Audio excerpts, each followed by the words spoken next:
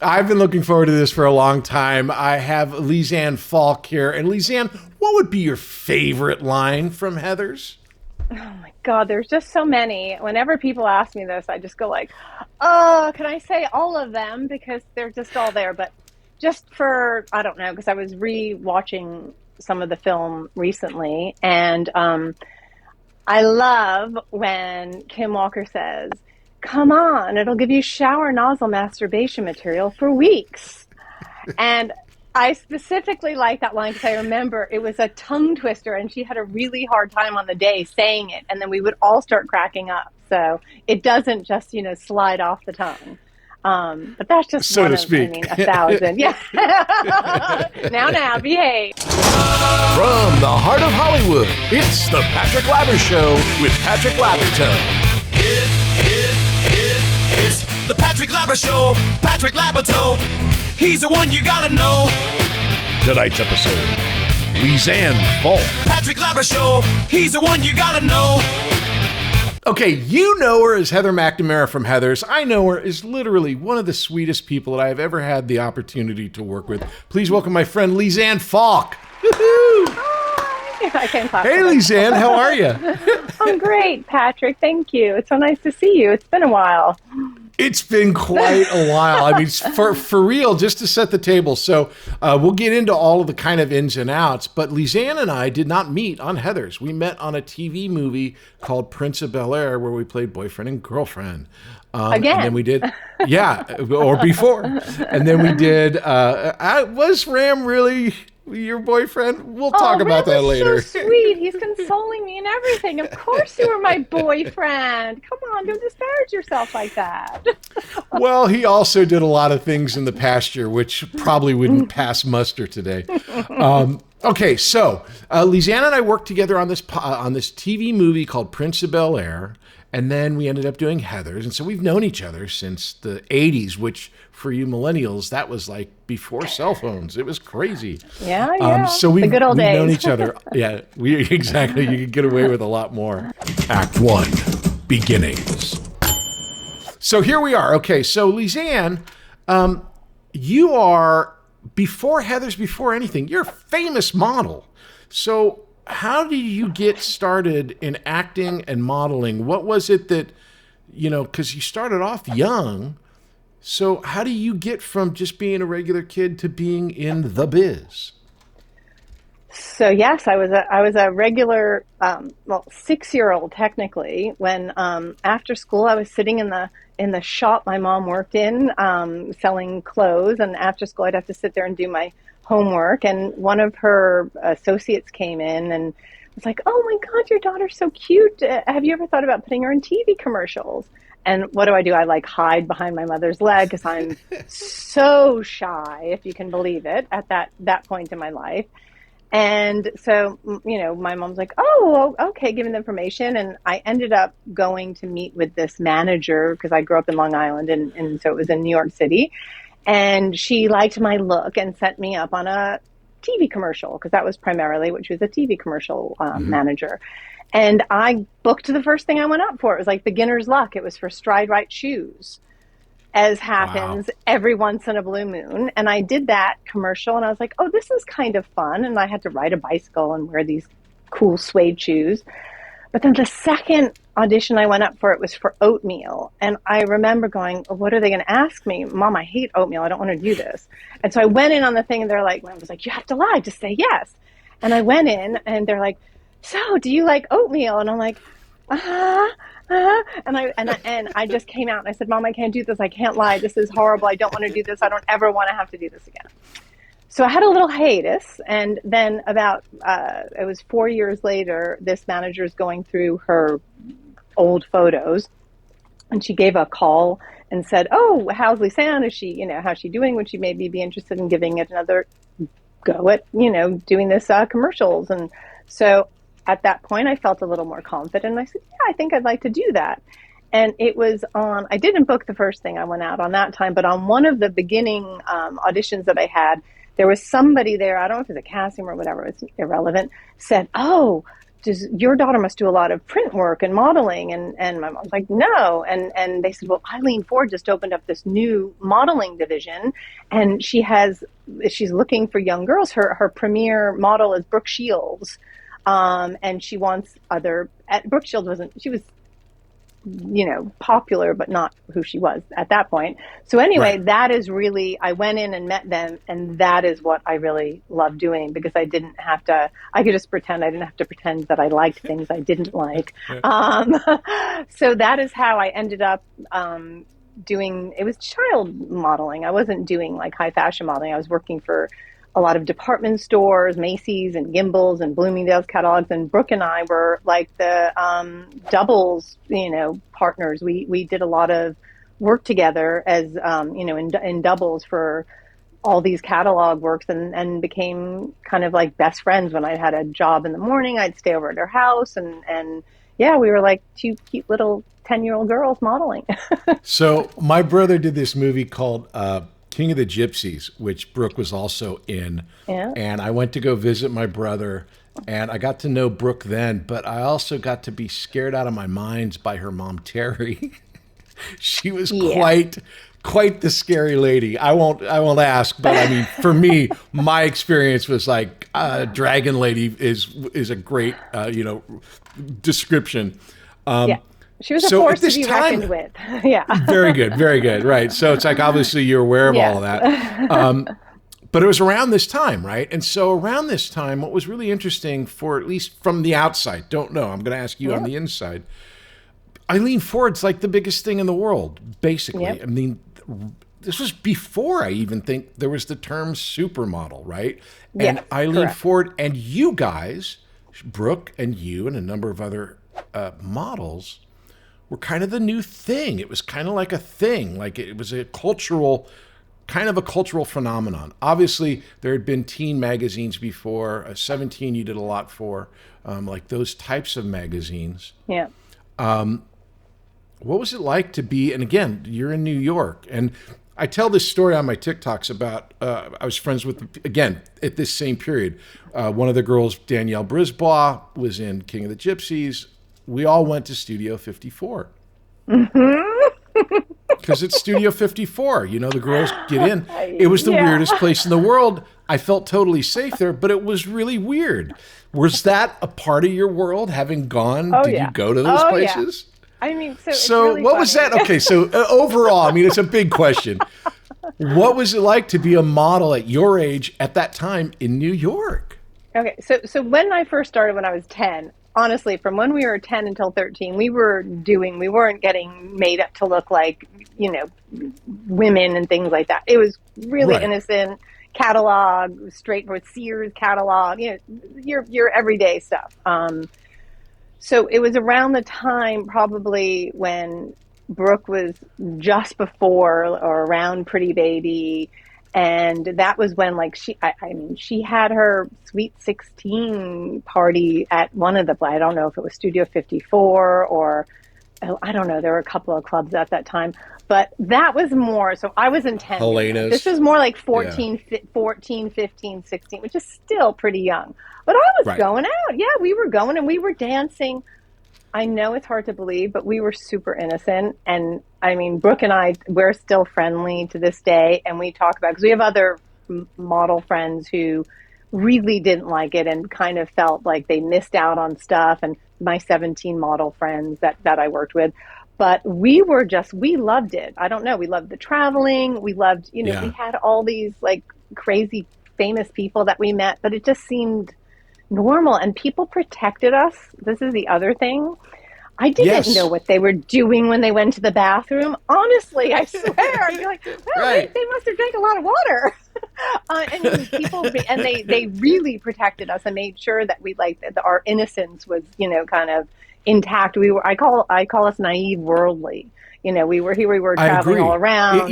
It's interesting because when I tell that story, people in the comments explode like, well, where are your parents? It's like, my parents were there. But in this period of time, you did your book, Lisanne, a Young Model, right? Yeah. Now, I think I knew about that when we first worked together, but then after when we first worked together and Heather's, I got married and I'm moving my wife's stuff. And like in her stuff is Lisanne, a young model. I'm like going, that book shows up in the strangest places, Patrick. Right? The number like, of place people that go, I'm like, really? I think it sold like 10 copies. I have no idea. All seriously? Because to her, it was like, oh, you don't understand. Lisanne was like a lifestyle. Lisanne was like, it was like a really big deal because back then, no internet, no anything. It was kind of like a young girl's insight, as it was supposed to be, into what your real life was like. Can you tell me a little bit about how that came about and what that experience was? You say it sold 10 copies, but I think you're off by a couple 100,000. But I'm just saying it wasn't like a New York Times bestseller.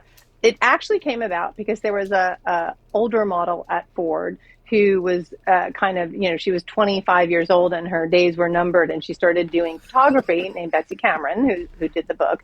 And she had asked if she could take pictures. She loved photographing children and young people. And she asked to do some photographs with some of the people in the children's division. And I did what's on the cover of the book. That was one of my first shoots I did with her. I was, I think I was probably 12 or 13, quite young. Mm-hmm. And so we did a series of photo shoots. And I said, oh, you know what? I have this best friend and we always work together. And maybe you could do pictures of us together. So the best friend was Brooke Shields. And we, for over a period of a year, we'd go in the weekend and she'd dress us up. She had these great vintage clothes and we would dress up as guys smoking cigars. And we did this thing. And she's like, I'm going to make a friendship book. She's like, this is the best thing. You guys are amazing. And we did everything. Like we have every iteration of us doing whatever kids did and playing grown up and doing things. And it was just so much fun. And then Brooke got pretty baby. And then her mom was like, Brooke is not a doubles person anymore. Right. So Brooke, we were obviously disappointed. She's Brooke Shields. She's not like doing. Well, they said it. Nothing comes between her and her Calvins, so you're out. Yes. So I was out. She was out of our project, and meanwhile, whenever we shot, we'd always do doubles, and she'd do ones of us singles. So the publisher who she had sold the concept to said, we get tons of letters from young girls asking about modeling. Maybe we could just do a book about modeling. So it was that kind of, that was the segue into, having this friendship book turn into Lisanne, a Young Model. And then we spent so that was more, I was closer to 14, and we spent the next year, and Betsy basically followed me around everywhere. It was like having a documentary crew. She came to school with me. She came to me being like a normal person, and then going to jobs with me and traveling to, photo shoots. Cause at that point, I think I'd started working for 17 magazine. So she spent a year doing that. And then the book came out and I had to do publicity for the first time. It was kind of fun. But I mean, like, I didn't realize it's like, we were talking earlier about Heather's. You don't realize at the time when you're doing something, it didn't seem like it wasn't a phenomenon. I wasn't on the cover of Time magazine like Brooke was for Pretty Baby or whatever. But it was a small success. And then obviously now, as you're saying, I mean, the number of people who say, I had that book and oh my God, everything you said, I gave beauty tips. And it was it's interesting because there's an actual factual success rate. And then there's this combination or this relative success rate. You and Brooke were friends. Brooke Shields becomes Brooke Shields. So all of a sudden, your book isn't as successful because it's not Brooke Shields, or she's not, it's like she's this phenomenon. Yeah. And then your book is, but the reality is that it was a huge success. My wife Tina was explaining it all to me. She was like going, no, you don't understand. It's like you get to see what she does. Now, like I have blue eyes, and so I kind of know that would be my calling card for whatever. Yeah. As a model, besides being beautiful, and you don't look any different. I look like Heather McNamara's dad next to you. I'm going to guess though that what was it? Your hair? What was your thing that was like everyone goes, we loved Lisanne's blank. I think these are all things you look back on, and I could say without being so. I would say probably my hair would. It still is like it's like its own character. It's like my hair. Exactly. And then also, I think my smile, I think I always had, I like to laugh a lot, and I had a good, I don't know, it wasn't like this face. I think having a big, like Brooke had her eyebrows, and I have eyebrows not quite as significant, but I had eyebrows too, but I think it was my smile and my hair. And I think I had like a certain innocence, but at the same time, I guess people projected other things onto that. Well, you had a relatability. I mean, the sickos will do all that all by themselves. Yeah. But I think looking at your photos, it was a relatability of like, not the girl next door, because I never lived in that neighborhood, but definitely like a approachable a real person, as opposed to, again, some of that time when you're talking about all those models, the adult models, it was all about the high fashion and just the imperviousness of without any type of personality, just a face. So you're doing this modeling, you're a huge success, you've got this big book. How does it go from that to acting? Is it traditional, like, okay, now was there a manager? Was there a talk between you and your mom about, I want to do acting now, or how did that happen? So I never wanted to be an actor. I mean, that wasn't something like, I want to be an actor. That, like I said, when I was doing even the commercials, I felt it was just something that didn't feel as natural to me. Right. So I still auditioned while I was I auditioned for commercials, and I would do commercials every now and again. So I wasn't really auditioning for film and television at that point at all. My whole goal was, I love modeling. I'm going to model until I graduate from high school, and then I'm going to go to college, and I'm saving all my earnings so that I can pay for college. That was the goal, and I'm going to be an archaeologist. That was what I have no idea why. It was pre-Raiders and Law. For whatever reason, I wanted to be an archaeologist. That was my go-to thing. They would say, what do you want to be? I'm going to be an archaeologist, when I was like 6. So I basically, mined modeling for all it was worth. And I was lucky. I got a bunch of 17 magazines. So I that was a big deal at that time. Yeah. And then the big thing that happened is, so Eileen Ford was the Cat's Meow, and then Johnny Casablancas, this European model agent from Elite Model Management, came to New York, and there were model wars. And one of my best friends... Model wars? Are you kidding me? There were model wars. Oh, that's awesome. Did you not? Eileen Ford was... Because he was the agent that she would send her girls to in France. That he had a big agency there. But he came to New York to kind of... He thought there was a market her turf. That he had. That's Eileen Ford's turf. Yep, he was turfing her out. And my friends from 17, who were Phoebe Cates was one of them. She left and went, because she had been with Ford as well. She left and went to Elite Model Management, and then she started whispering in all our ears. And we, like a bunch of us, moved. This was when I was about 15. We moved over to Elite Model Management, and that was like where all the cool, it was much edgier. Ford was known for very wholesome blonde, all the Swedish looking, blonde, blue eyes, the Elite Model Management was very edgy. And so I went there, and then I graduated from high school at 16. I got out as soon as I took all my credits, and I got out, and then I went and lived in Europe for 3 years and built my portfolio editorial. Where was your base? Where were you based in? Milan, Paris, Germany. And again, like, I'm sitting there, I just think about, we talk about having kids 16 years old. I was just like, my mom stopped coming with me to New York City when I was 14. She's like, okay, you got it now, just take a train. Yeah. And I would go off on my own. So I went off, I graduated from high school, and then 2 weeks later I was on a plane to Milan. I mean, just honestly, yeah. Okay, you're a mom. Could you ever think of doing that with your daughter? No way. Never. Not like, forget it. Especially no, and it's the same exact thing. So the hotel that they had a residence they put all the models up at. Okay. And the top floor was all Playboys. So they're Playboys who are like 20s to 30, in their 20s and 30s. All their fathers are like own Ferrari and Alfa Romeo and, all the fashion houses. So they are up in the penthouses, and all the models are in apartments below. So every night we're getting taken out for meals. But it was like, it sounds so awful. Nobody was doing, so some of the people got boyfriends with the playboys and whatever, but mostly Sure. they were just happy to be at a dinner with 10 gorgeous girls. So we went and got out to, they were like, this is cool. So yeah, here I was just, it's pretty entertaining. I think I feel very fortunate that I didn't, nothing bad ever happened to me, and I didn't have anybody, take advantage or have anything, because it just, when I think about it now, it was so ripe weird for exploitation. Right. Of course, it could have been. But again, we go back to that time period, and we're talking early 80s. It's sort of like it was different. This was not throwing shade on your mom. Again, it's like you see it all over TikTok and YouTube, like, oh, we drank from a hose. We played outside until the lights came on. And at the time, it was like if you could take a train into the city and go to Eileen Ford and go to your, there's a certain pattern of places that you check in with. And it wasn't the same as being like out in, it's a different time. During this period of time, I found this out, I think after I worked with you.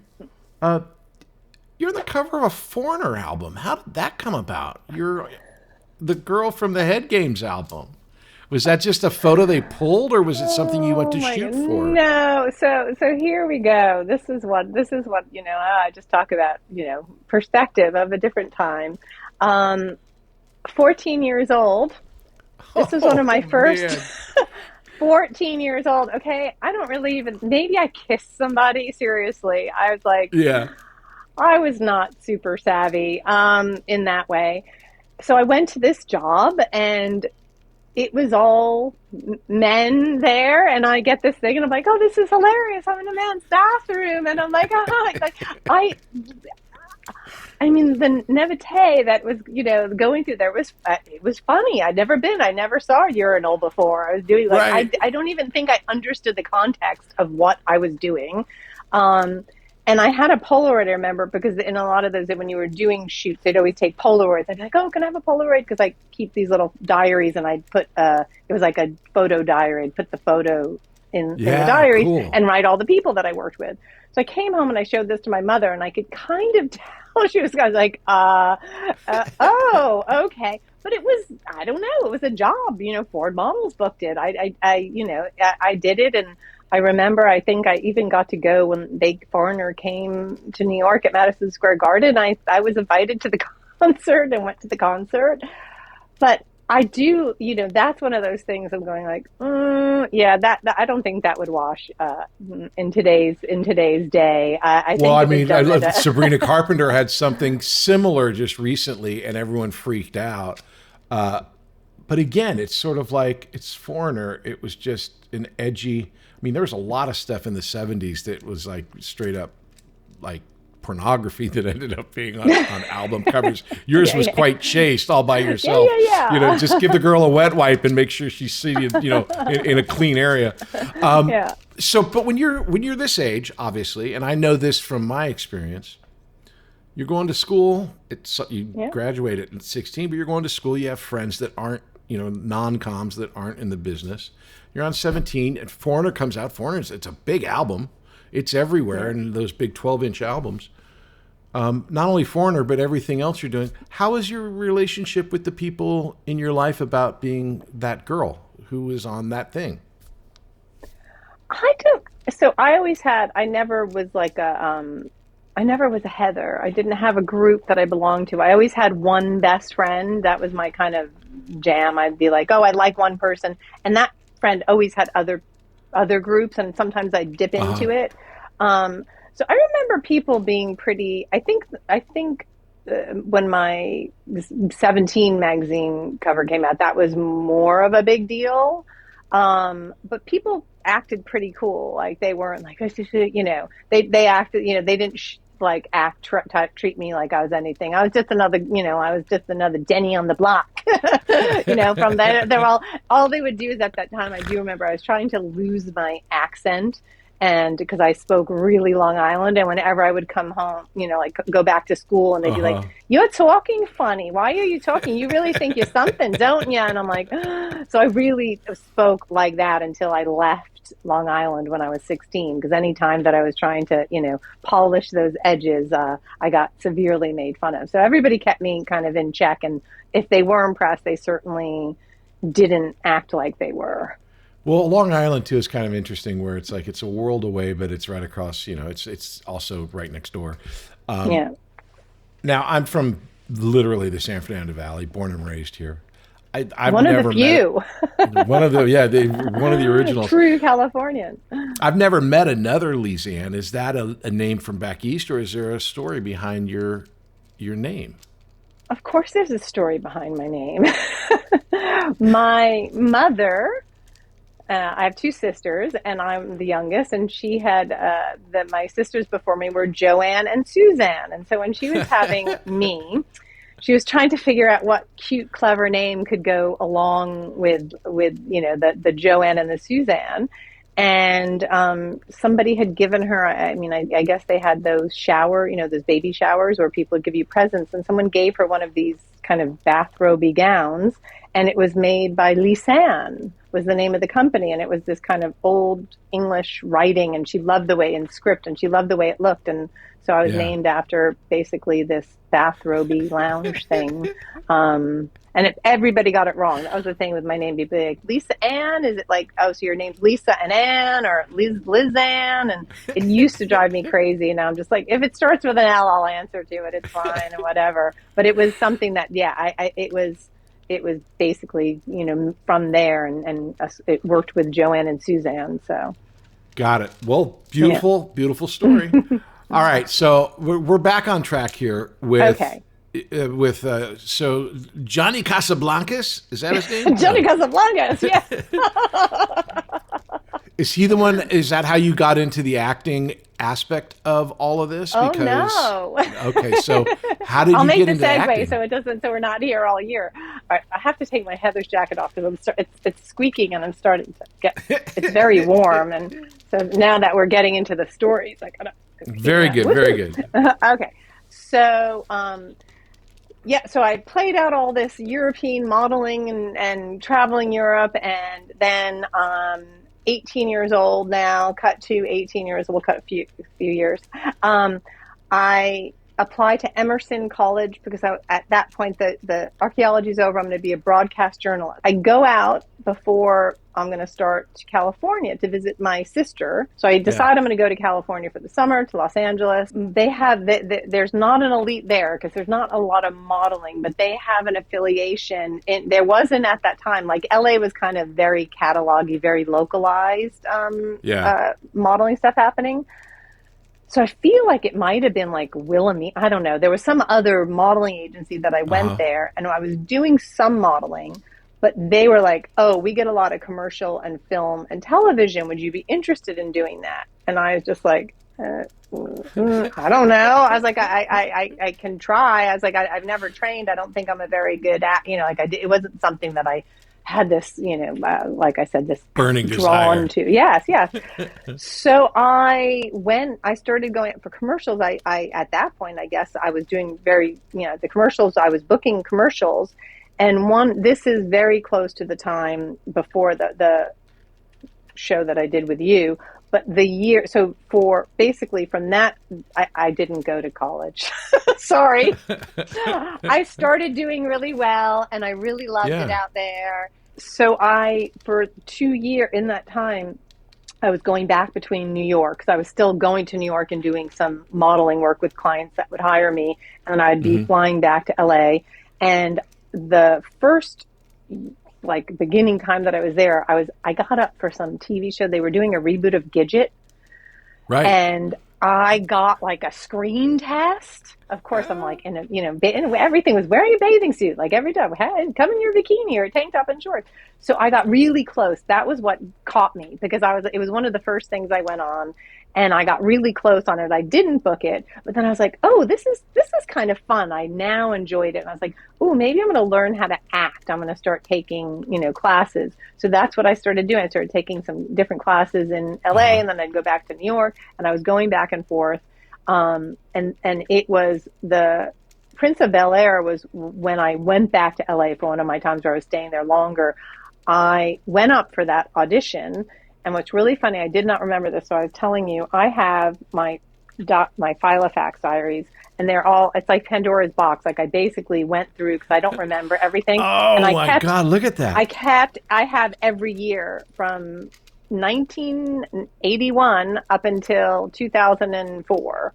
And what I did in them is I basically would write what audition I went on, who was in the room, how I did, sometimes what I was wearing. So it's not like a diary, like, oh, this person was nice to me or mean to me. It was more just like a kind of so I remember the things that I did. If I went to see movies, whatever I did. Yeah, a lot of actors keep track of that, because if you go in and you wear something that you want to make sure you're wearing the same thing again. What were you wearing? That character. Yeah. God forbid you were that. We like that girl in the in the green bikini, and now she's wearing a red one. It's very confusing. So I had written down, which I did not remember. I went up to audition for Prince of Bel Air. I didn't get it, and apparently whoever they hired got sick, and I was the second choice. And got I will called tell you in. the story about what happened. So you know this, yeah? You're I didn't know your side of it. We'll be back after these messages. Have you ever thought about becoming an actor and making your friends and family jealous? Well, have I got a deal for you. Here at Working Actors School, we offer many different classes so you can become a famous actor like me. And we have a delightful selection of classes, including Adult Weekly. It's every Wednesday at 5:30 p.m. Pacific. Here you will learn how to be an actor with other adults. How do we do it? How is it possible? Is it a miracle? Yes, it is. A miracle called Zoom. We teach everything online so you can become a famous actor and impress your friends and family. So if you want to be a famous actor and make your friends and family jealous, then you need to sign up at Working Actors School. You can get a hold of us at workingactorschool.com. You can sign up for classes at workingactorschool.com. You can make a reservation for the class online at workingactorschool.com. So come check us out. It's workingactorschool.com. Act 2, Success. So a girl by the name of Tracy Nelson, an actress by the name of Tracy Nelson, was the person who was supposed to do it, because she's Mark Harmon's niece. Mark Harmon obviously starred in Prince of Bel Air. Yeah. And I remember, and again, this is the story I remember. If this is actually what happened, I don't know, but this is what happened to me. Mark was really upset because she called at the last minute and said she didn't want to do it. She wasn't sick. She didn't want to do it. See, this is my favorite. Like, I love your story, and this is what I love. Right. These are the things that I love when I'm going, I thought that was the thing. And then you go back and you're like, oh, wait, that wasn't. So she didn't want to do it. Wow. And I happened to be at lunch and hearing this conversation behind me, which I was not supposed to hear, between the other people. And it, again, you can read a lot into when people are talking. So this is my reading of the situation. I don't know if the actual dialogue was like this, but the reality of it was they were arguing because Mark comes in and he's upset and he's talking to Chuck and the director. Chuck was the director, and the producers. Len Hill was the producer, and Chuck Braverman. Braverman. Yeah. See, it's in my book. Right, exactly. So they were all at lunch talking about it, and Mark comes in all upset. He goes, Tracy doesn't want to do it. And they go, what do you mean she doesn't want to do it? She goes, I don't know. I'm not really happy with her right now. Basically, again, the idea. And they go, well, great. Well, why don't we get the girl we really liked? Oh, you're just flattering me. Nope.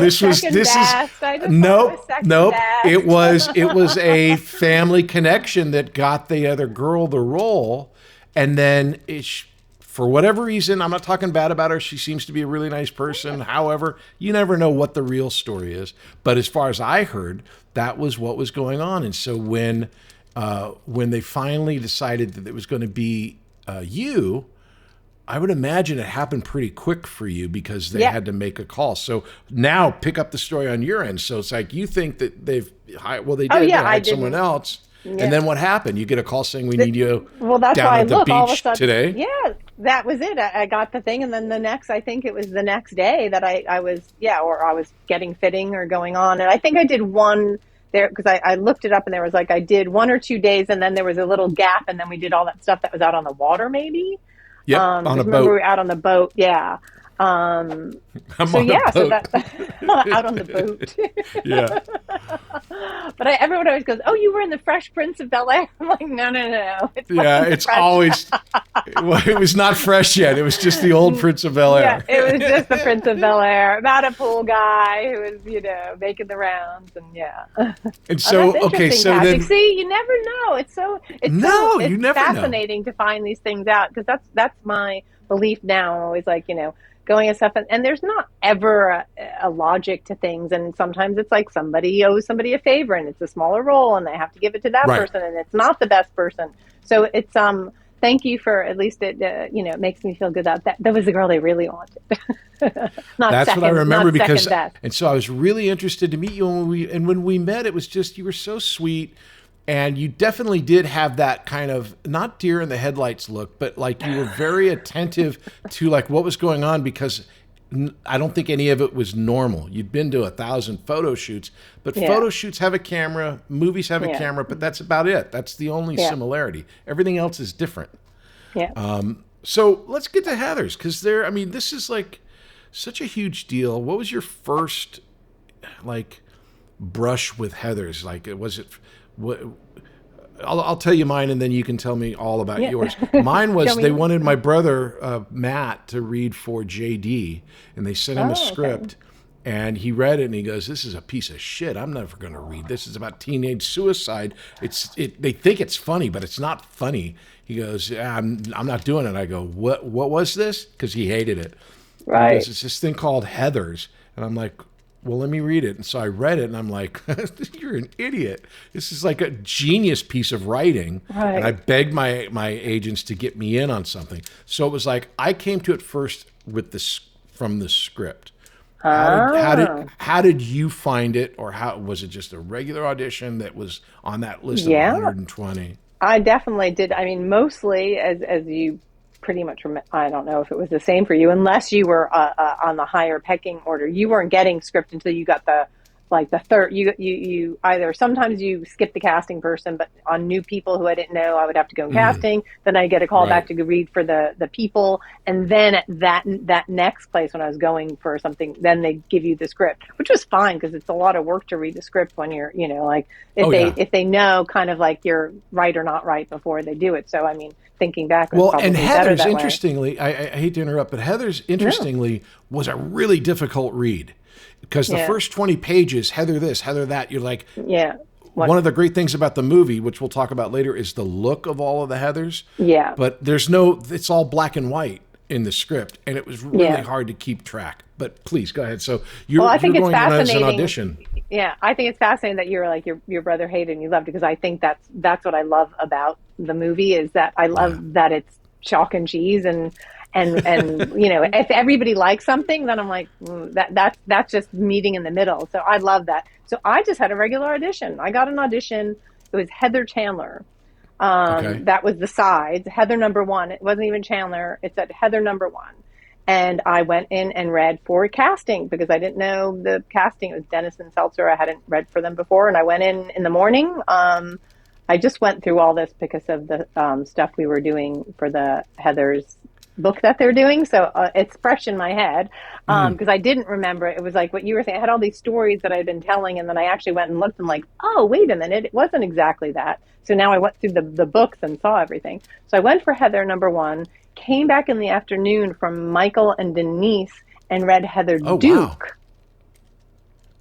And the big thing about the audition as well is what you were saying. So at this point, I had just turned 23, but I always looked young. I mean, I had a young look about me. Yeah, you look about 24 now, so yeah. Oh, you're so nice. I'll send you the check in the mail. So I was stuck in this thing because the Brat Pack was really coming on then, and they were a little bit older, so I was too young. I looked too young for all those movies that they were doing. And then I Right. was too, so I heard that they really wanted real teenagers. And I'm, as I told you, like terrible liar. I was like, I'm going to just tell them. If I tell them my age, I know they're just going to dismiss me. So I was like, I'm going to say 19 because there's a teen in it. And that's when I went in the afternoon to read for Heather Duke, Michael, and Denise. And I said, yeah, I'm 19. And I practiced. That was like more than my lines. I was practicing lying about my age because it was like the worst thing to do, which, like you can't ask people that question. So isn't that hilarious? There's like ageism in Hollywood at 23. Of course. Yeah. So I went in for Heather Duke, and then I heard they really liked me, but they really were trying to get names, whatever names, like a bit more names. I wasn't any name. And so I basically said to my agent, I said, I didn't even read the script. It was just now I had seen the Heather one and then Heather Duke. And I was like, I just want to be in this movie. Can you just tell them, like, I'll do any part in this movie. I just love it and blah, blah, blah. And so they called me like a week later and they said, would you do, it's a smaller role, but I was Country Club Courtney. That was what I was booked as, Country Club Courtney. I was thrilled. I was like, sure, that's fun. It was a fun, snarky, whatever role.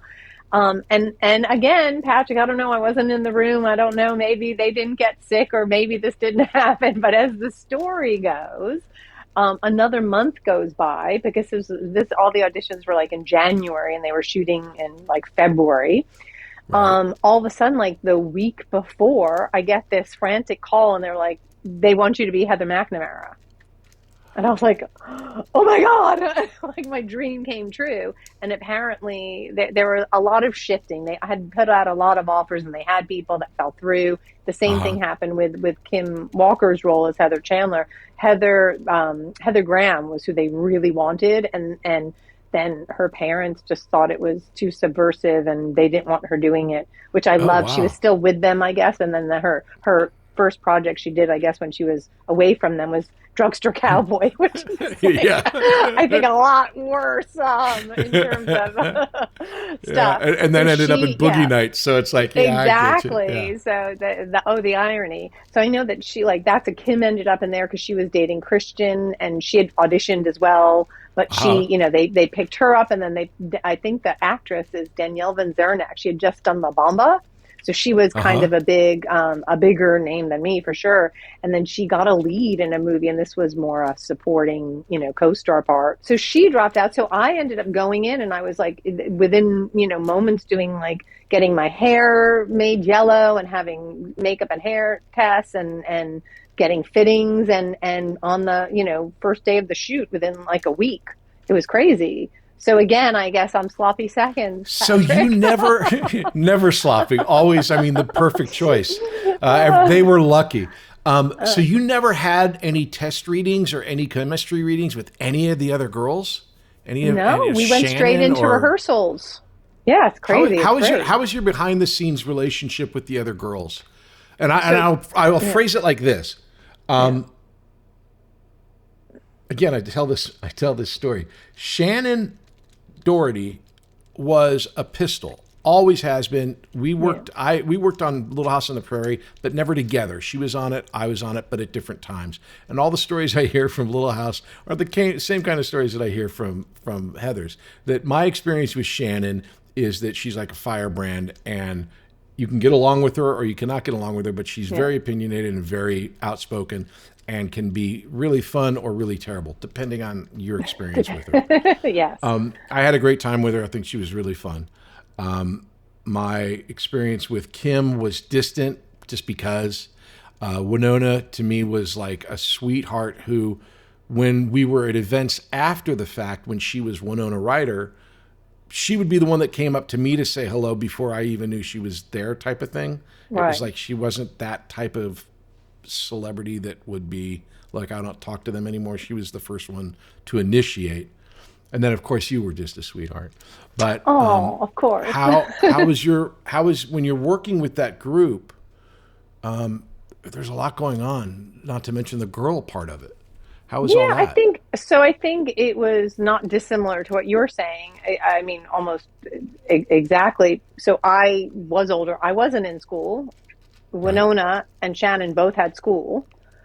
So when they were, I mean, I remember the first day we had to get all the scenes, and then they had to keep going off, and I had to do my my close-ups with the basically the script supervisor who had, I just remember her having a very funny accent, and it was just kind of like, oh, that was like another learning experience of like how to, you know, how to act when the person that is supposed to be there isn't there.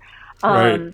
So, and Kim, I mean, the way that I remember it is, I feel like, first of all, she was definitely more serious. I'm not a serious. I mean, I'm not a serious person. I'm always looking to have a laugh, I guess. I'm serious about what I do. I mean, I take things seriously, but I like to laugh and have fun or do whatever. So Kim was definitely, she intimidated the heck out of me. So, which was perfect, you know, and Right. so if something works, I wouldn't try to, you know, mess with it. And I think also probably her stepping in and then people knowing her and Christian were together, it was probably, you know, she probably wanted to prove that she was there on her own accord or whatever. I mean, I'm just making stuff up. I don't know. And then Shannen, you know, she just came in there and she was always saying stuff, and she basically kind of rubbed all of us the wrong way initially. And it was very well known that she really wanted Veronica, the part of Veronica. And she Right. vocalized and made a lot of noise about that. So we just all kind of tolerated her.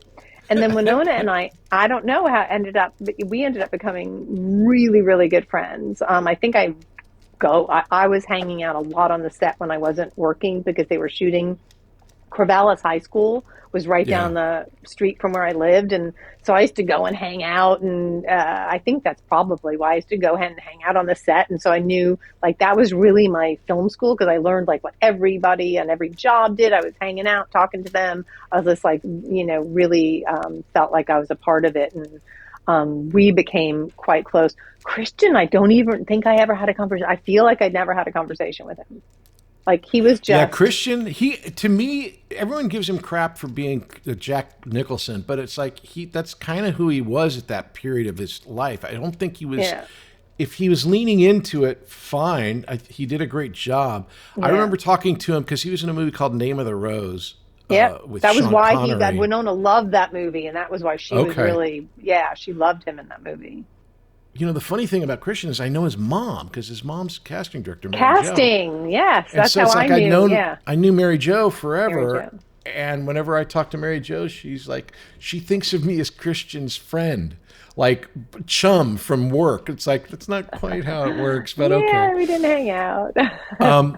But I thought, and again, this is all my interpretation. I also kind of remember Christian falling for Winona and breaking up with Kim. But that was like, again, it was like a high school thing. It sort of felt like there were rumors, but I didn't know if it was true or not. And it was just sort of a weird, like, all right, whatever, settler romance. But It was all of these very things, awkward. right? All very awkward because you're sitting there and you don't know. And I mean, that is the bit where, I mean, Winona was so young. And I think that, you know, as happens, you're doing these scenes and connecting with your co-star, you know, and whatever it was. So, yeah, I mean, there was definitely something developing. And it became very awkward, and then it became really awkward because then I'm just like, I don't want to be a part of any of this. I don't, you know, Kim August, you know, like all that stuff. You just want to kind of step away from. Well, it's like Kim high school. And it is exactly. So it was the movie playing out, but Kim and I ended up, after that, we went to acting school together. We went to this 2-year acting program. Not in the same class. And then we did Say Anything together and Preppy Murder. So we were both in 2 more projects together. What was so great about the shoot was everyone was a fan of the script. So it made everybody kind of on the same page, literally, because they all loved the script.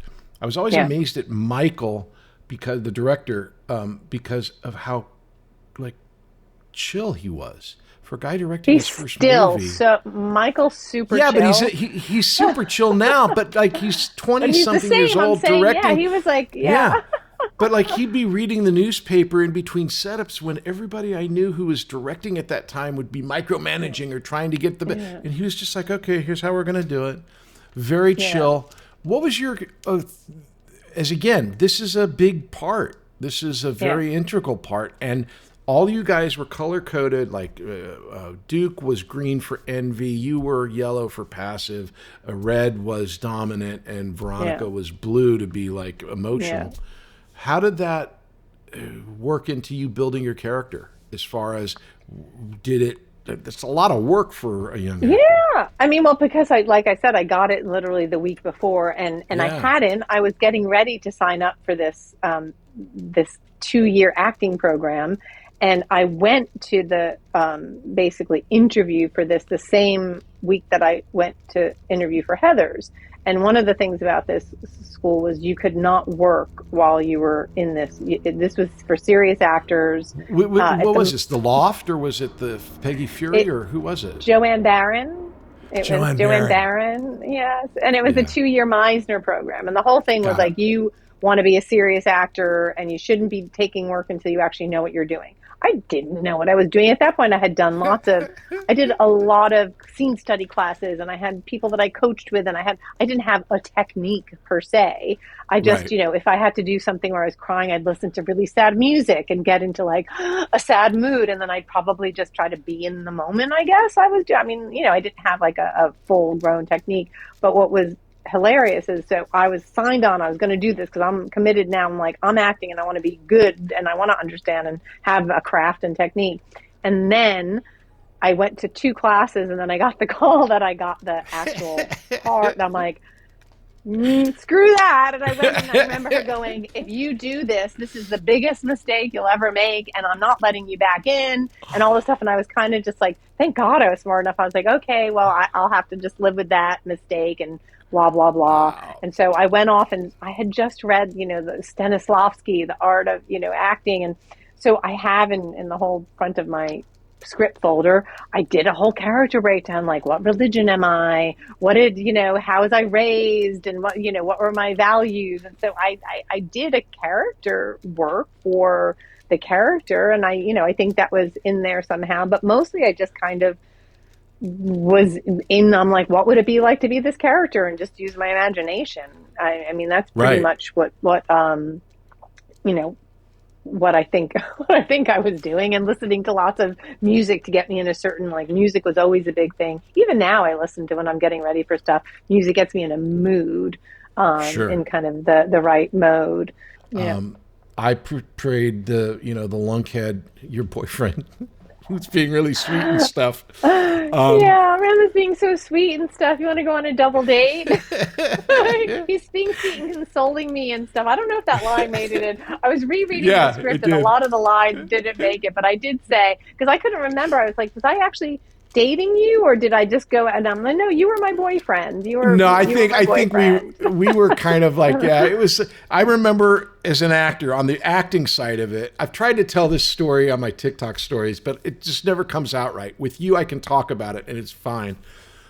One of the weird things about being an actor, if you're not paying attention, is I look at the lines. I look at how much I need to memorize, right? Otherwise, I wait until I'm there in the moment, because it's like the blocking may change things. You have ideas, but it's like, especially my character, Ram, I patterned after the drummer in the Muppet Show, the crazy animal character who just... Exactly. That's exactly right. Just that he was really, really dumb, and he really liked to have sex. And it was just like, that was all I really thought of. Like, I'm just a dumb guy. So I didn't really want to put too much thought into it. Like, I just react on the day. And the nighttime where we're on our date, there's just one shot where you and I are in the background in the pasture. Whatever it says in the script, I looked at it and go, I don't have any lines. I'm not thinking about it. And then we get there, and they're setting up the shot and everything. And then you and I are faced with, thank God we knew each other. Okay, Patrick, take off your trousers and lay on top of Lisanne and start thrusting. And struggle. And struggle. And I'm like, what? How's this gonna... how do I do this where it's like, it's it was so uncomfortable.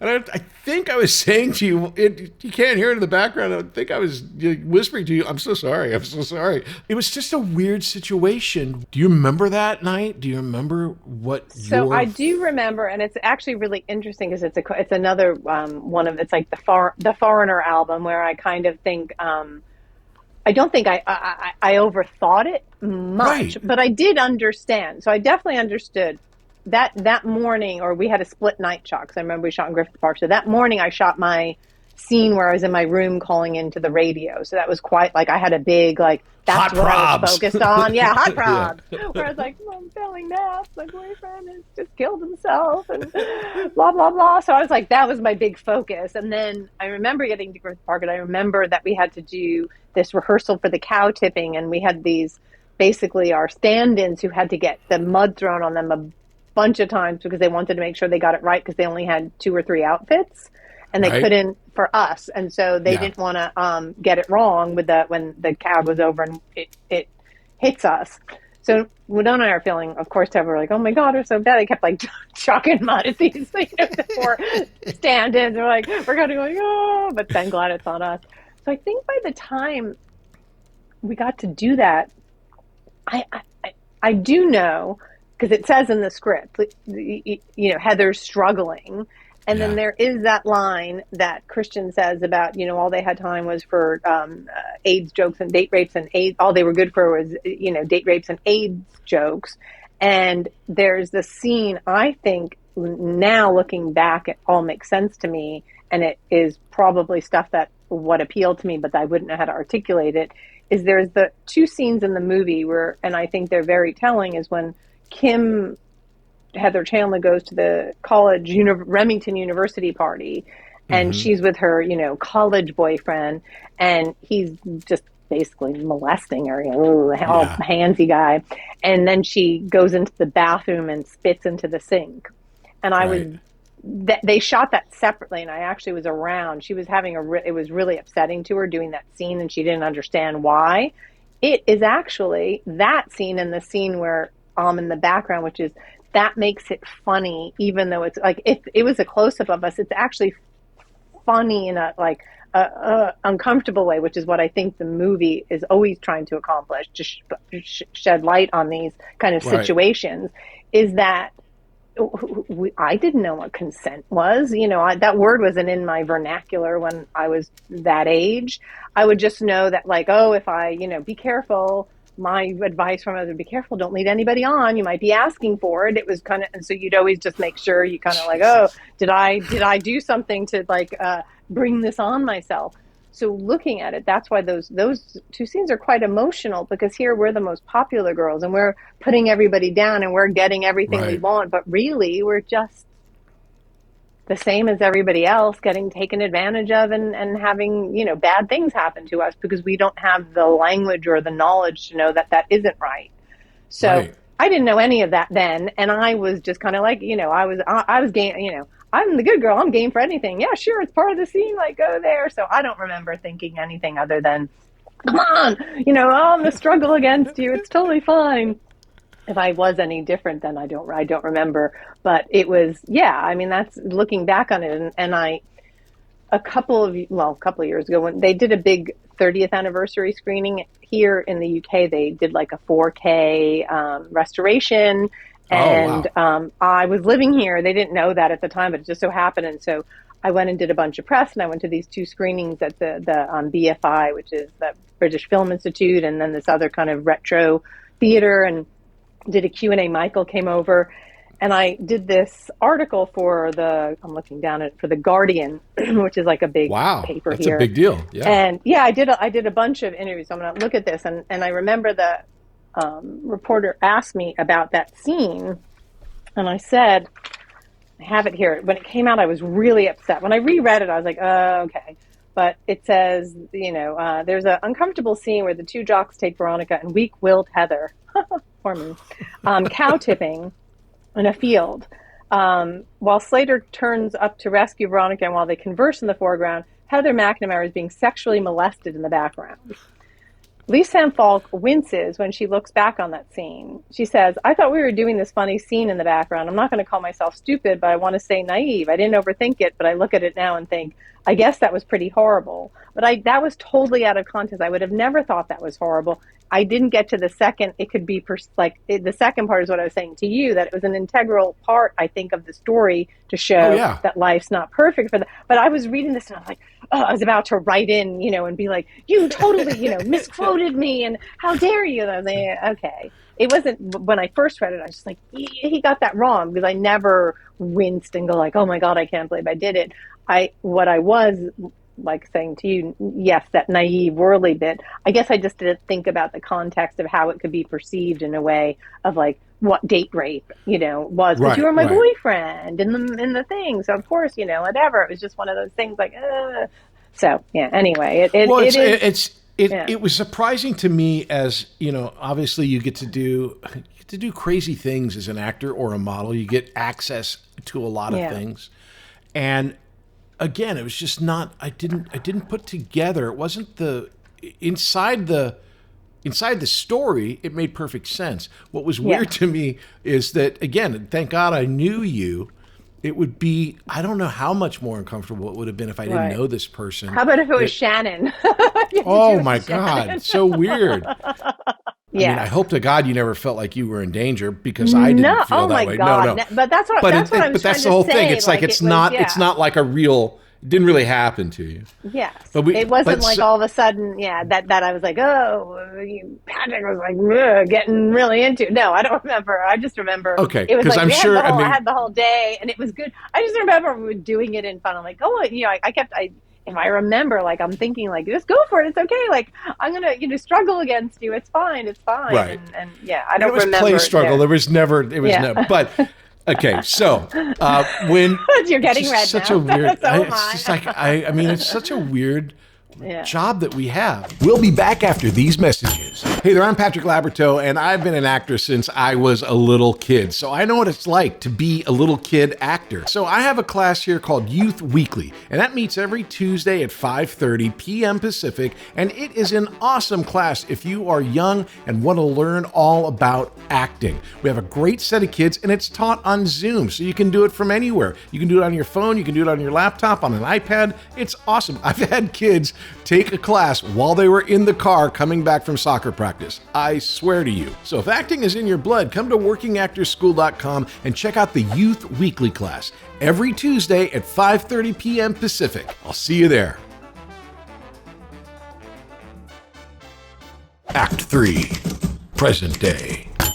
Nothing really happened for a long time, and then it became like this cult movie, which pleased me. I'm sure it pleased you, because it was just sort of like, not recognition that's delayed, but like just a broadening of like people that get it.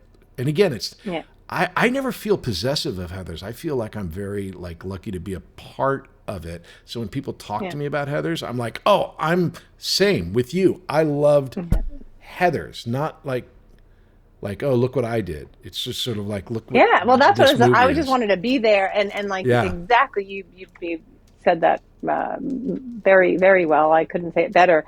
Is I think it's more that like I'm so happy that it finally got appreciated, because it was such. It seemed when it's validation to go like, I thought this was really different and cool and special, and then to see just over the years. And I remember the first time that became apparent was when it was at like.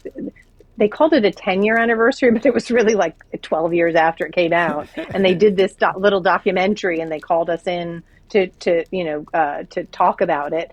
And it was kind of like, oh, wow, people like still know that movie. And apparently at that point, Blockbuster was huge. And it was one of those movies that, the guy at the Blockbuster, or girl at the Blockbuster was like, oh, this is a must watch. And it started getting that kind of cult status, which just seems to have grown. And I'm just always amazed that because it could be, as we mentioned earlier, you go back and there are movies that I remember that I loved, and then I watched them and I'm like, ooh, I don't remember that. That's awful.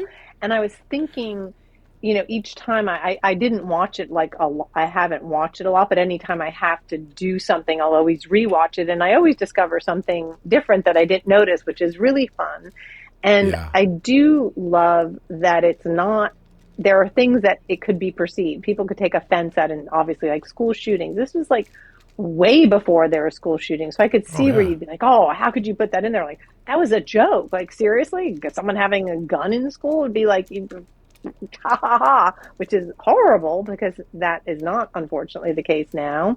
And then the same thing, like, I'm always shocked. I'm like, oh, would gay people get offended by it? Because there's so many, gay jokes, but they're actually making fun of the people. It's not, but they love it, but because it's not there, it's the people. Like, I love my dead gay son. Like, that's one of the best lines. Like, that always gets a lot, because it's like, of course, it's like the parents, because they're so ridiculous. And it's Christian's line after that. He goes, I wonder how he'd love him if he was still alive, type of line. Yeah, or pulse, a son with a pulse. Like,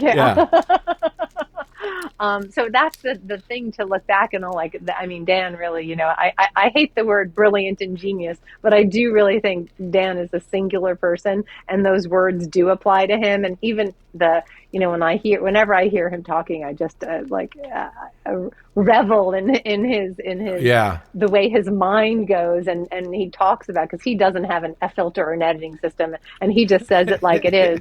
And just even his vernacular, to learn, like, he didn't want to have vernacular that was dated and use, everybody at that time, I'm sure you auditioned for stuff like Moon Unit Zap was doing Dally Talk, and like, totally, and it was rad, and like doing all that kind of stuff. And this was its own creation, so it doesn't age. It's very cool.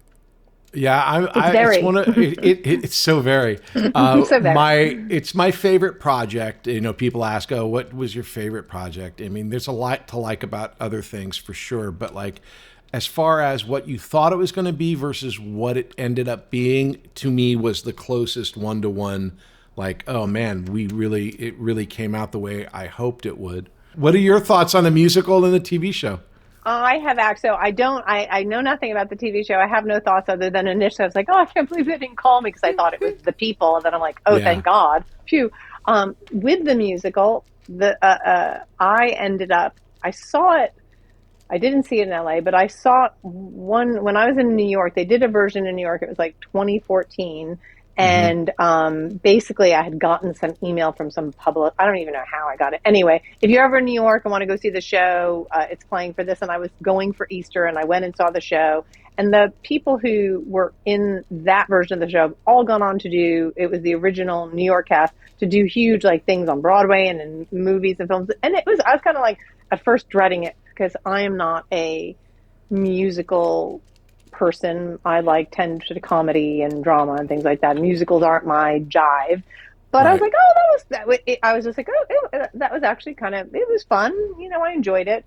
And then like 4 years after that, I'm living in London, where I've been for like 20 years now. And I was going in for, my husband and I were having like a date night or something. And I was looking in to see what was happening. And I looked up and I'm like, there's a workshop for Heather's the Musical. I was like, that's hilarious. And I go, we should go see that. I should just go and show up. That would not be funny. Here I am, I'm a wife and mom. I'm not like totally on hiatus from any acting.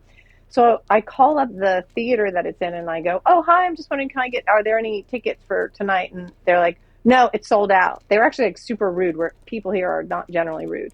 And I was like, is there anybody who's like involved in the show that maybe I could talk to? I said, because I just like to, talk to them, because I have some kind of history. No, nobody's here. Sorry. Can't help you. And I'm so not like this. And I'm like, yeah, whatever. But I got really rough. That like you did with the resume. I'm just like, yeah, you know what? And I dug through my emails, like going through looking for that publicist who like invited me 4 years before in New York. And I find her email, but nothing's going to come of this. And I write her and I'm like, do you by any chance, is it the same people? Because I tried up and this person was really rude and I'd love to go to see the thing and blah, blah, blah. Literally 5 minutes later, I get a response, and it's from Andy Fickman, who's the director. Fickman, not and Tennant. the writer Fickman, Kevin Murphy. Yeah, I knew who you meant.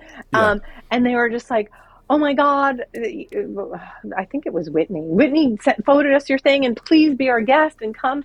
So I ended up going to this. It was a very early workshop because Andrew Lloyd Webber owned this theater in London where he wanted to kind of incubate musicals for, to bring to the West End and whatnot. And one of the young producers had seen it in New York and wanted to bring it to England, and they weren't sure that English audience was going to go for it. And I was thinking the same thing because it's very American. Everything is sure to Ohio, but class struggle is universal. Live Aid, everything is just very American. So there was this audience there of, I would say, probably 18 to 25-year-olds. It was a very rudimentary, no costumes, somebody was just playing on a piano and just holding the script and reading. And that was the young people in the audience were just eating it. Like they were like, everything was laughing and doing it. I was like, oh my God, this is incredible. And then afterwards, Andy called, he's like, we have one of the original Heathers on the thing. And then they were like, well, half of them never even knew it was from a movie. This is like my big joke with all the people who are fans of the musical. Some of them don't even know or discovered there was a movie after having fallen in love with the musical. Oh, wow. So I was basically, from that point, it became a huge deal here in the UK, and it ended up opening at that theater on the stage 2 years later. And that was like coinciding with around the time when there were all these like big 30th anniversary Heathers events happening here. And Dan came out to the opening of that for the musical. And then they've invited me to every, like when they went on the West End and every show that when they changed the cast. And I've been like, I go behind and I say hi to all the cast members. He makes them all watch the movie. He's like totally reverent. It has changed quite a bit from even the New York variation, what you were saying. It is a definitely, somebody said this, and I think this is a good, unfanged version of Heathers. But for what musical theater is there some fun songs, and the audience, it's like a cosplay. I mean, everybody comes there dressed as their favorite characters. That's cool. That's it's like Rocky, theater experience is different. Yeah, for sure. Honestly, the audience makes it all. They were like, about fitting in and that the whole high school resonating, and they really made it's Veronica's personal empowerment journey, which is nice. So it's there's all the songs and all the fun lines. There's stuff around, but it is really about like claiming who you are as a teenager and just that journey. So I have been I'm their cheerleader, and I do appreciate it because it has brought massive people, if nothing else, like an audience to the movie. As when I've been at some events and I make a joke that people didn't know it was a movie. So I'll be grateful for that. Well, you're a young woman still. I mean, honestly, for real, it's like you look great, but you're literally the last Heather standing. What? Oh, man. That's weird, right? I mean, tragically, we lost both Shannen and Kim. Like, there's no way they should be gone, but they are.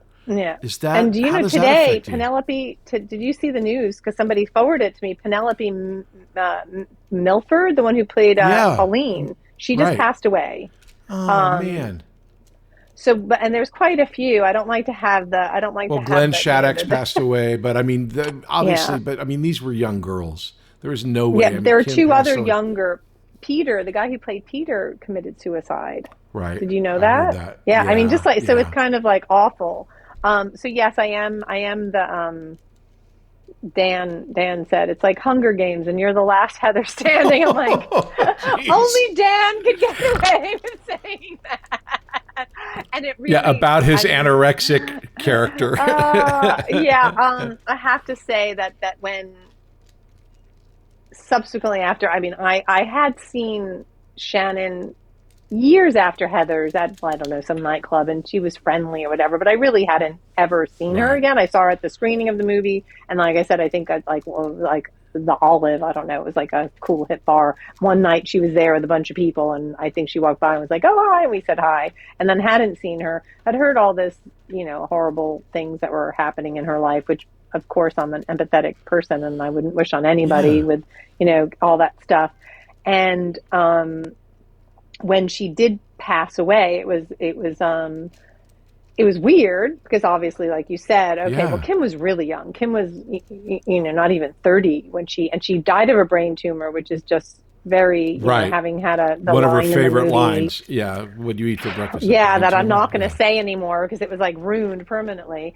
So Shannen, I think she was trying to make amends on her life, or at least be more retrospective. She had a podcast, and I had actually like watched. I was kind of marginally curious, and I watched a couple of them. I'm like, oh, okay, well, she seems like maybe she's taking stock Mellowed. and taking, and kind of like looking back and realizing that maybe some of the things she did were, maybe not great, and everybody wasn't against her, but maybe some people were. And so I felt like, I was like, oh, that's like, looks like she's growing up. And then that happened, and I remember somebody was like, oh, you need to say something. And I'm like, why do I need to say something? I'm like, that's weird. I'm not a huge Oh, social. right. I'm not a Yeah. huge social media person. It's not like, oh, my best friend. Like I go, that just feels predatory or weird to me. And then another really good friend of mine said, you know what? It's not about saying something for Shannen, but people love that movie. And you're you're the last Heather. And I was like, oh my God, I felt this like big weight all of a sudden. I'm just like, oh my God, I do really, I guess. And I went to bed that night, and I had this terrible night's sleep, and I woke up in the morning. I felt really uneasy, and I'm like, okay, let me just see if, I'll just see what comes out. And I wrote this very honest kind of tribute or memorial about Shannen and about my relationship to her and all the things that I felt. And it was the strangest thing, not being a big social media person, but I got back like the most responses, as you'll know from when you posted. You're like, who knows? A bunch of people died in the same week, and I was surprised by how much kind of audience she got, and people who like remembered her and were saying stuff. And also, I'm like, I'm not jumping on a bandwagon, but it was there. I put it up on Instagram, and then I kind of said, oh, I guess it put it in perspective for me of more being a representative of Heather's and the movie as opposed to it being about that. And so I felt, I felt better about that, and I was really glad that I said something that was honest. Well, I think side quest here. Anytime you're honest on social media, I mean, we can tell. People can tell when someone's massaging the situation to benefit themselves. You know, it's like, oh, poor Shannen, buy my, my margarita mix. It's like, it's not, but if here's it's a vial of tears that I used to wear when I was right, which is exactly how many cameras did you run to, Heather? I mean, it literally becomes part of the story. So I get that. Moving on to happier times or other, understandings here. So they did the play, they did the TV show, but there's so many things that have been influenced by Heather's, and two of them specifically for me are Jawbreaker and Mean Girls. Mean Girls is just straight up weird because Dan's brother Mark wrote directed Mean Girls. Directed it, yeah. Tina Fey wrote it, actually. Right, that's true. Tina Fey, who's wonderful, and the movie. I love the movie, but it's like it's Heather's riff. What do you think about when you see things that? I mean, look, I love being in the movie, but it's not like it was named Rams. It's named Heather's. So you're the Heather, and like when you see a movie that's influenced by it, what goes through your mind? I don't overthink these things. I just, I actually accidentally recently watched Mean Girls. I hadn't seen it since it came out, and we did a last. God, I wish I'd known you were in LA, and we lost touch. Anyway, we did a screening at the Vidiots Theater in Eagle Rock, and Dan and Michael and myself. Yeah, we were there, and they always do. It's such a cool theater, and they had on the shelf all the movies that we had all been in, and then all the things that were influenced by us. So Dan and Michael and I are standing there, and of course Michael picks up the Mean Girls thing and starts giving the middle finger. He's like, eh! And then we're all like, giving the thing. So apparently I had heard that it was Mean Girls Day on October 3rd, and so I was like, oh, I have this funny picture that I never did anything with. I'll post it, and I'll start I'll start a war with the Mean Girls war. And so I posted a picture of all us giving the middle finger at Mean Girls on Mean Girls Day. But I think I don't know, all that stuff, anything, I'm going to take it as a compliment, anything that if you're part of something that people talk about, that they remember, that influenced other people, that's what every musician that's great was like, oh, my, influence of Bob Dylan. So It's like that you're the seminal, point at which that type of an idea began. Hey, we were the beginning. So that's cool. I don't have any problem with it.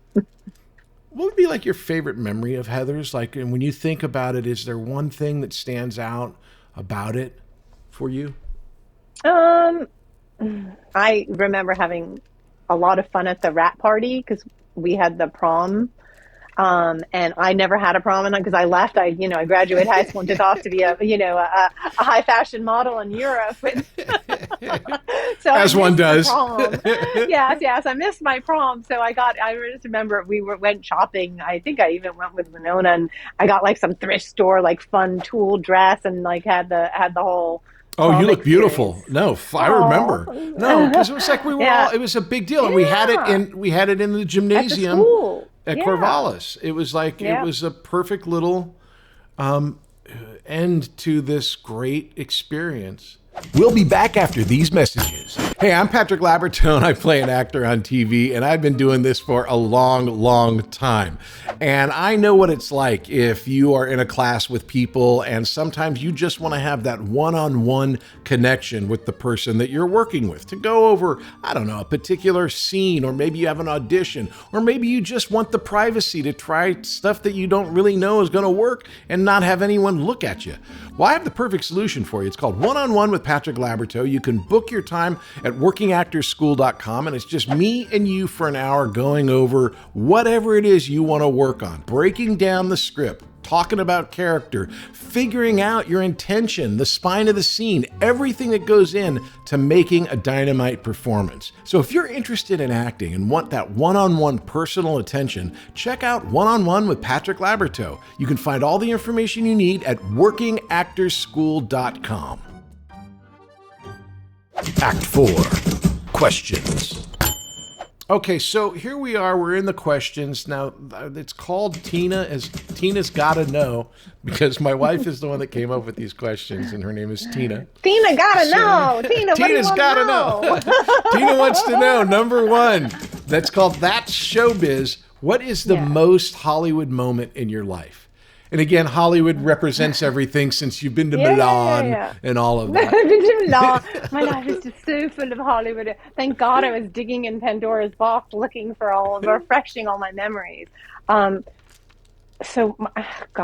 I think in the way that it was probably my first Hollywood moment when Brooke did Pretty Baby. Mm-hmm. She invited me to go to the Cannes Film Festival with her. So we were 13 years old. Okay. So I had to leave school. Like, that was the fun part. I'd be like, oh, sorry, can you give me all my English and math? So I have to leave school for a week to go to the Cannes Film Festival. And I know, seriously. And Mom, can I go to Cannes with Brooke? Yeah. But I didn't know is it Cannes or Cannes? Like, that was the big thing. Like, what do we call it? Is it even the Cannes? What is it? What's the actual answer? I don't know. I just say the Cannes. What is it? Cannes? I don't know. I haven't been. Yeah. When you were there. It depends where you live. Tomato. And we flew. So I remember, like, we flew from New York. That's where we lived. But then when we got to Paris, it was like a private jet. And on that private jet was like Susan Sarandon, Keith Carradine, Louis Malle. Oh my God. And I found these pictures that were on, you know, you go on like Getty or whatever. Like I didn't even like remember all this. I found these pictures of us like getting off this private, like standing there. And so of course I'm like with Brooke, because they were at that point, there's no publicist to be pushing you out of the way to be like, who are you? Get out of the way, and out of the thing. So like we're sitting there, and what I love, I think, because it's so Hollywood, we were all, everything's about how your hair and makeup and like dressing. We were in these even Susan Sarandon, we were wearing this like cotton t-shirts and little like Indian print things, no makeup, getting off this private jet, like waving at people, and then pictures of us on the beach, little big, like bathing suits and kind of like squinting in the sun. So it was just, we were going to these dinners with like Rudolf Nureyev was there, and Diane von Furstenberg. It's like, I didn't know who any of these people were. But the monumental moment of that time was Farrah Fawcett was there. So Farrah Fawcett at that point was, I mean, the pinnacle of her height of who she was. Yeah. So Brooke loved getting autographs. Like, I don't know, it was her thing. I just got them because she was getting them. But she was like, we have to get Farrah Fawcett's autograph. So people were always trying to help us get these like big celebrity autographs. So it ends up that they set up for us to go. Farrah Fawcett couldn't end up leaving. Like they put this full bodyguard team on her because she was like being just mobbed by everybody. It was her first movie, which I don't think was very successful, like something with murder or something in the Saturn V. Was it a science fiction or no? It was something about. It was like a murder movie. It was like some murder. There was murder in the title, which I don't think it did well. But it was Charlie's Angels, is what she was huge. Right. So we got to sit. She invited us to come to her room and sit with her and meet her. Wow. And yeah, it was very cool. And she gave us posters that were like the posters that were her in this orange bathing suit that were very popular at the time. So she signed posters. We had signed posters of Farrah Fawcett, which was, So I think for me, for like just thinking about, but because I was very impressionable then, whereas I think I got more. I met a lot of famous people and hung out with famous, but I became kind of like you say, and you've been in the business long. Like very few people impressed me. Right. They were just people. So for me, I think that was really the pinnacle of like my most Hollywood moment, because I was just like this fresh-faced Long Island kid. And, I was at this huge festival in France and, meeting Farrah Fawcett. I think she was also with like, I remember I looked at my little diary and it says, and we met Farrah Fawcett and Huggy Bear from Starsky and Hutch. Perfect. Huggy Bear was there. So the second question, that's SheauxBiz Part 2. What's the most embarrassing Hollywood moment in your life? Most embarrassing? Oh my God. I don't know. I do remember when I was modeling, they somehow convinced me to do advertisement for a bra. And I was young. It was like 15, so it was for a Sears catalog. But they were paying so much money, and they were like, "No one's going to see it. It's a Sears catalog. There's stuff." And I don't know. I kind of got talked into it. And that, when you were saying about people at school, so I do. I mean, that was embarrassing, but I don't know if that's Hollywood.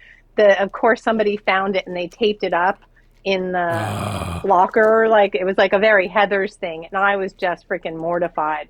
But that's not, I'm sure I could think of some, oh God, I'll think of it after. Okay, number 3, Sheaux Me The Money. What is your biggest missed financial opportunity? Now, I'm not looking for exact numbers. I don't care about that. But we're always offered or always, in this town, you can get into situations where you go, oh, if I had only blank, I could have, made a killing. Well, I do. Yeah, I mean, obviously there were some modeling jobs that I did turn down for money that I just didn't want to do. But in terms of movies, when I wasn't wanting to pursue acting, the movie Blue Lagoon, they were going around. So Willie Ames was the star of that movie. They had him connected with the lead of that movie, and they wanted a beautiful, innocent young For Blue Lagoon or Paradise? Blue Lagoon. Really? Okay. It was Blue Lagoon. This was pre-Brooke. This was before she was involved with it. Yeah, but it's so interesting. Willie Ames ended up doing a movie called Paradise with Phoebe. There was a Yes, takeoff of Blue after- Lagoon. So, but he was originally the Blue Lagoon guy? Yeah, so he was cast as Blue Lagoon. So they went around to all of us, like every single one of us models. They went to me and Pete, like they were going around to all of us. But one of the stipulations was that you had to do your own nudity. And at that point, I think I was 15. But they, it was going away, it was like 10 months shoot or something. I was on they offered me the part but they were just like, you have to do, it was topless, not like bottomless nudity. Yeah. But I just never did stuff. I wasn't comfortable with stuff like that. And I remember that my mother basically was like, I don't want to say anything because this needs to be your decision. And if I say you can't do it and then you resent that I, said you couldn't do it. And the director, Randall Kleiser, I remember him like having a whole it'll be tasteful, it'll be this. And I was crying for days. And I just like, I can't do it. And not that I regret that. I mean, it ended up as it should. The whole thing ended up falling apart. They couldn't get any 15-year-old to do the nudity at that point.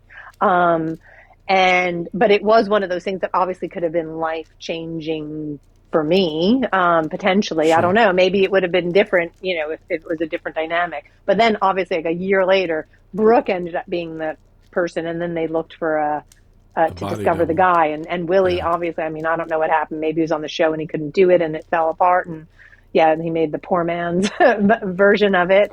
But I always was like, oh, I could have been in Blue Lagoon, but I don't think I feel it's just those things when at different points, I think in my career when I'm like, those times when it's lean and there's of course. Like, my life could have been different. But I also just think, it's like all those roles, I think what you were in that role would have been different and then it wouldn't have been the same project. So, things like that. But I think that was probably, I don't know if it seemed like a lot of money to me at the time. I don't know, in today's day what it was, but I think that was more the kind of the opportunity that I had that was,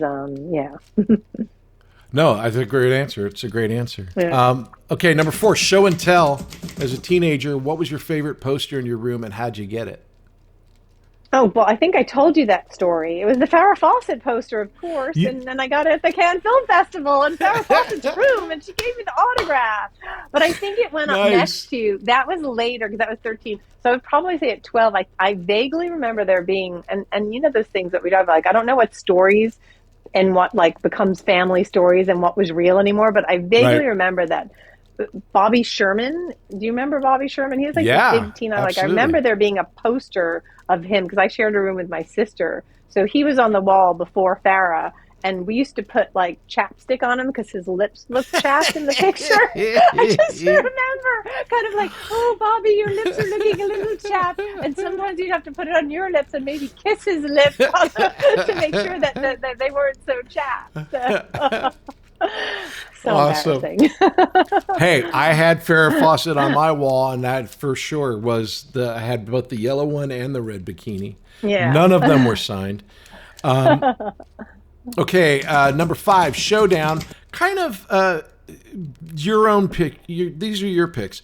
What's your favorite, best thing you've ever done, and the worst thing you've ever done? Professionally, as far as like what you're the most proud of versus what you're like oh, I really sucked in that type of situation. Can be anything. Well, no, Brand Heather's for me was like my favorite. That's favorite. Sorry, I peaked at 23.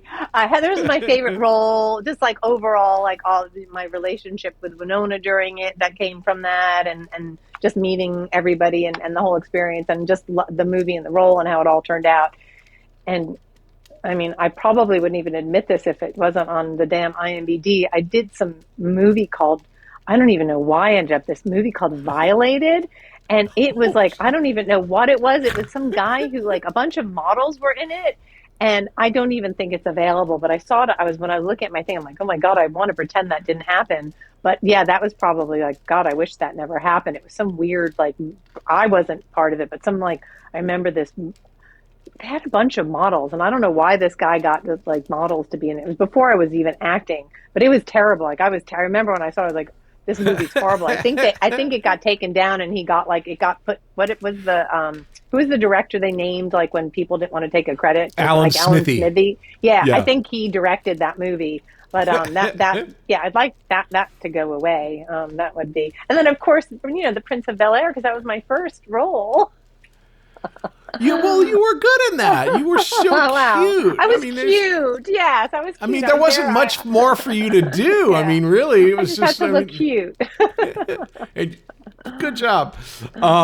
Okay, Sheaux Down. Oh, no, we just did that. Number 6, No Show.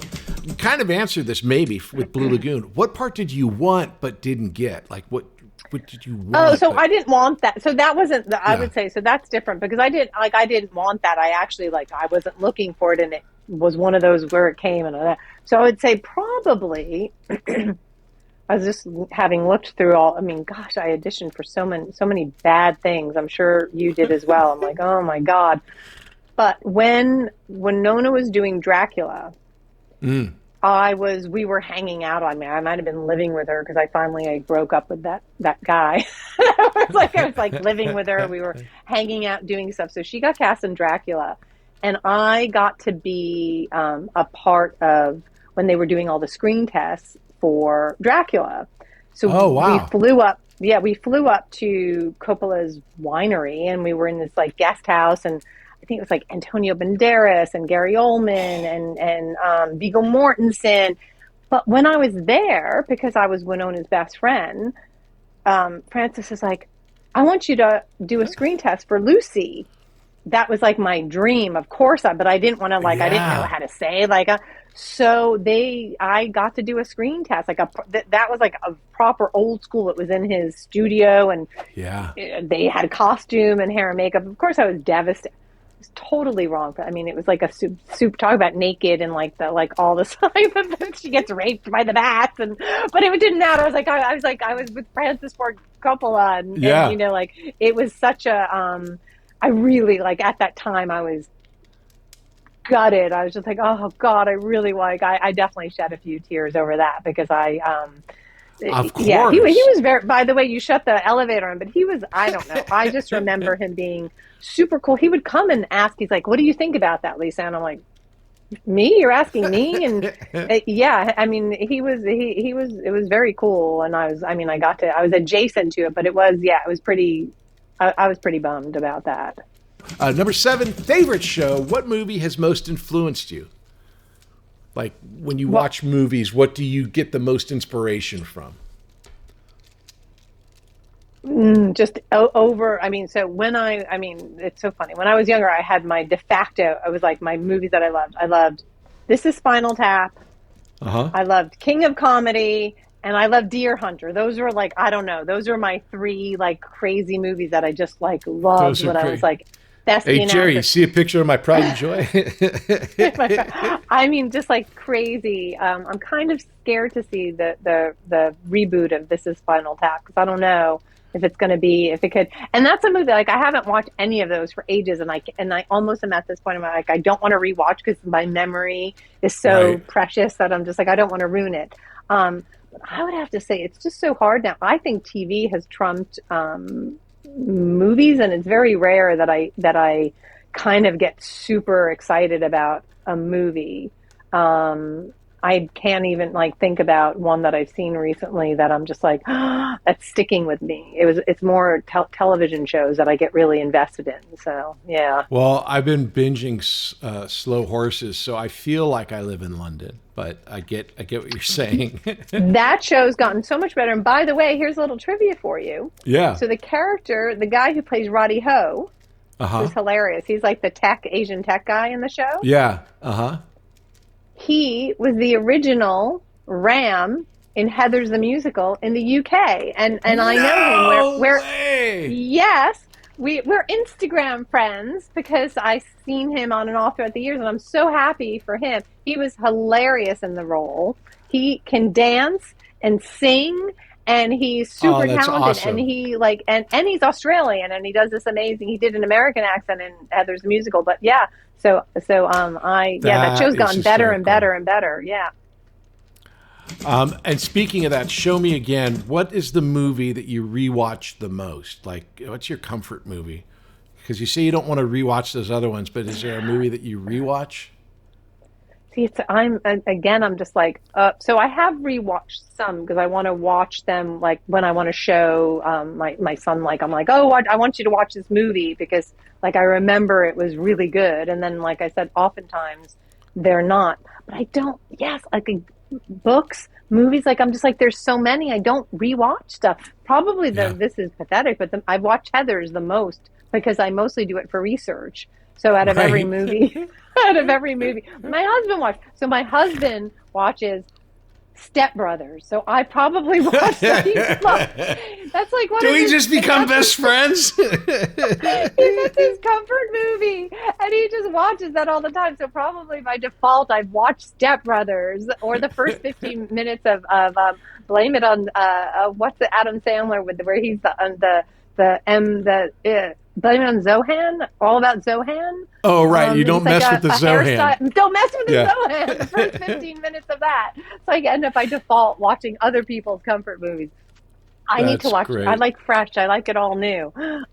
Very cool. Understand. And then finally, the final question is called Show Me Some Love. What's your favorite performance of mine? And this isn't just being lazy. So probably, okay, so I'm going to, all the stuff you did when I was younger, I was busy, modeling. I wasn't watching televisions. I didn't watch Little House, and I was, off doing World Pursuit. So I will, and then afterwards, I was the boyfriend I was dating. We weren't allowed to watch television. We only could go to the movies and like watch VHS because television was for the plebs. So I was never watching television. I was only seeing films. But I love your role every time that I watch the scene of you in the cafeteria. And I did write this down when I was talking to the mic about the thing because it just cracks me up. And I'm going to say your line that you say that every single freaking time. Where did I put it? I wrote it here because I'm like, I'm the worst at remembering lines. I remember actors and I remember. So I'm going to tell you. I'm going to read your line that I love. I want to set a Heather on my Johnson and just start spinning her around like a goddamn pinwheel. Punch it in. Okay. You're like the way you play around. So you're saying dumb, but it's just like I think you just ace that part. Like every line. Then you say something with the Madonna. What is the line you have with the Madonna? And then she should pay me though. Bo Diddley. I mean, you're freaking hilarious. But, I mean, listen to all those lines. That's like he gave such great lines. One of my favorite things, which I'd forgotten and I rewatched it recently, was when they cut to Kurt and me and Ram at the lunch thing where we're checking out JD. I remember it when I saw it, but it made me laugh.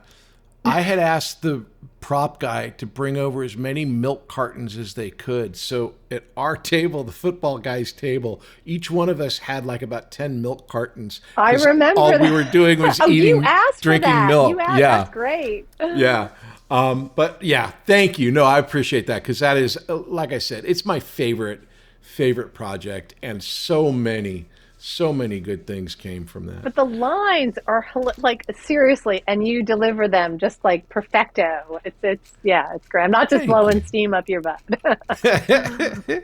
Well, this has been amazing, Lisanne. Thank you for hanging out for so long. I mean, I overwhelmed you with questions, and I really do appreciate it. Thank you so much for coming by and sharing so much stories. It's been a really great time talking with you. Oh, well, I'm so glad we connected. And then the next time I come to LA and we do a Heather's screening, now I know where to find you. It's the Patrick Labyorteaux. Patrick Labyorteaux. He's the one you gotta know. Hey, everybody. I'm so glad that you're enjoying the podcast and checking it out. It is an audio podcast wherever you get your audio podcast, and it's a video podcast over on YouTube. My socials are all patrick.labyorteaux.